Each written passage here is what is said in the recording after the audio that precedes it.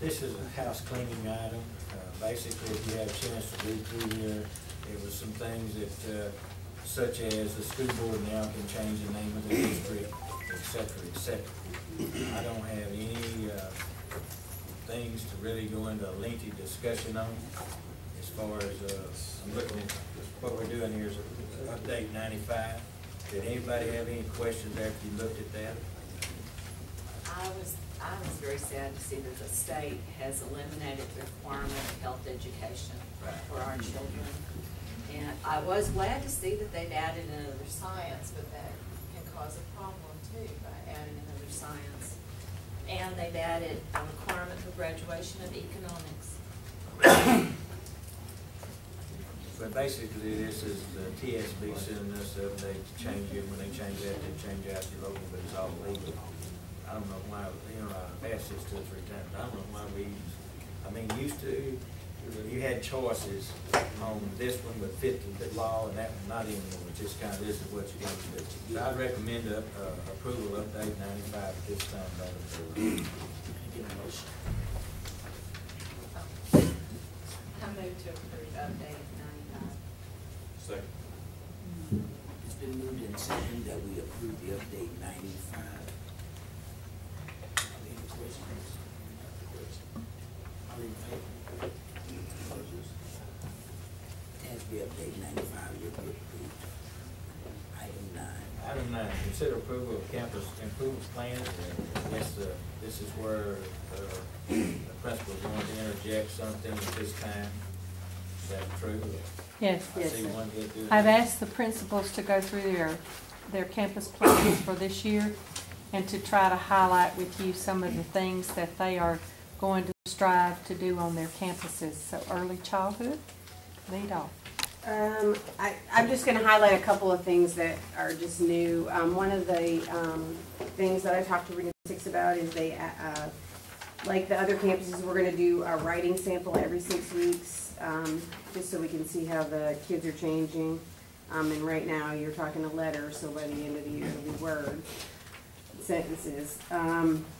Also, another new thing is we are also doing the PACS Good Behavior Game with kindergarten, just like we did at the elementary. So we're able to facilitate that through that grant and utilize that in kindergarten. And then in pre-K, we're just doing kernels, bits and pieces of that, like the harmonica and some school-wide things.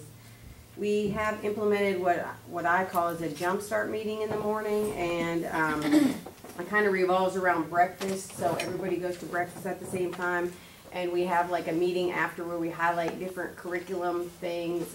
Like the beginning of the year, we just started like with body parts, so the kids would learn their body parts and things. But I talked to Dr. Sowers and Boyette, the SFA science people who are also going to come to the early childhood to help out. And they're going to give me some different science demonstrations to do during the jump start, so the kids will get a lot of different curriculum and things. They do a PACS cheer every day, and I know that their parents have heard that a lot. At that time, we do student recognitions. If it's a kid's birthday, the whole school sings happy birthday to them, and they get a little prize. So it's just how we start our day all together after breakfast, doing different things, singing songs and just little things, plus the pledges like everybody else does on the announcements.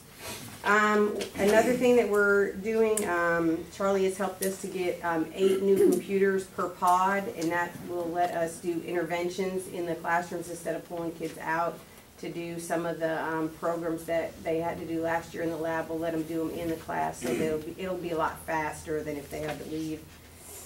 Let's see, what's something else. I told you we're having Dr. Sowers and Boyette come from SFA to work with them, the teachers on teaching science, and they'll work with the kids too on building gardens and stuff like we did at the elementary. The teachers are required to turn in contact logs with the parents each 6 weeks so that I can see that they're making contacts with the parents where they kind of write a note to let me know what they talked about, so that if they come to me with a problem and I don't see that there's been any contact with the parent, that I can kind of help address that with them. We are doing a lot of the same student management techniques that they are on the other campuses, CHAMPS, Fred Jones, positive behavior supports, plus the PACS good behavior game. So the teachers have worked on establishing school-wide discipline with the kids, so we have like PACS Starbucks, and if the students are working with PACS, walking down the hall with PACS hands, they can get a Starbucks, and then every 3 weeks, we have a little store, and we open the store, and they go spend their Starbucks at the little store, just to try to encourage them to do what we want them to do. And I guess lastly, one of the new things we have a little early childhood cheerleading squad, which you may or may not have seen at some of the football games or different activities. So those are the highlights of some of the new things. If anyone has any questions, I'll be happy to answer them. What is Fred Jones? He is a guru on positive behavior supports, which is a requirement pretty much nationwide, and he has been doing it, actually looked it up, since 1969, so I was only one. And he does a lot of research through UCLA, and it pretty much goes K-12, and what it kind of does explains to people is we expect students to know what to do. In routines, we think, especially by the time they get to 3rd grade, they know what to do. So teachers just assume they know what to do, but in actuality, it's overtly teaching them exactly what you want them to do, and as they maybe don't do it exactly right, you retrain them. It's kind of like Randy Spriggs and CHAMPS. It kind of goes along with it, other than it teaches good instructional strategies to the teachers to use with the students, like how do you teach a student to do long division, and it shows the teacher how to break it down into different ways, so that if a kid is having trouble with long division, instead of saying, you know, go through this, when they teach it, they will say, look at, you did really good on steps 1 and 2, now I need you to look at the board, and you need to start with step 3. So it incorporates good instructional strategies with classroom management. That's the short of it. He has lots of different books, though. I'd like to make a comment before we move on. She related to a situation that our technology person has been able to solicit. I think it's over 200 computers. He has 150 now, and he's got another 150 coming up. 300 computers for them at no cost. And if you turn, I think we still have it on the website, don't we? We have it on the website where he's standing there with them or something. It's on our website. You can see Mr. Bobbitt there with a big stack of them there with some people. You know, we're still scrapping to try to save $1, but it's nice to have a bunch of computers too.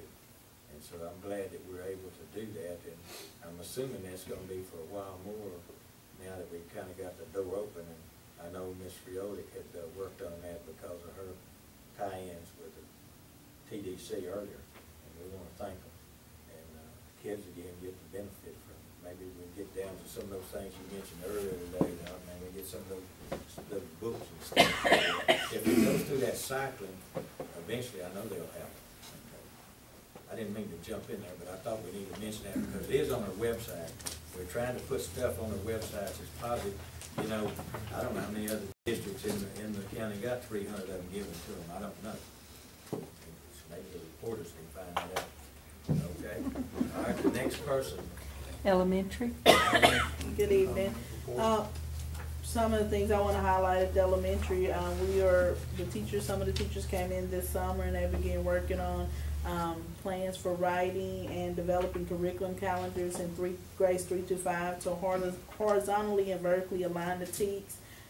Each 6 weeks they're looking at the C-scope and making sure that they're hitting those target TEKs and making sure that they're changing their assessment so that they're more rigorous, because we know that the new test requires more. So we just completed last week a 9-week assessment. We have an 18-week and a benchmark assessment coming up just to spot check to make sure the kids are doing well, and if they're not doing well on something, we're going back and spiraling that into the curriculum.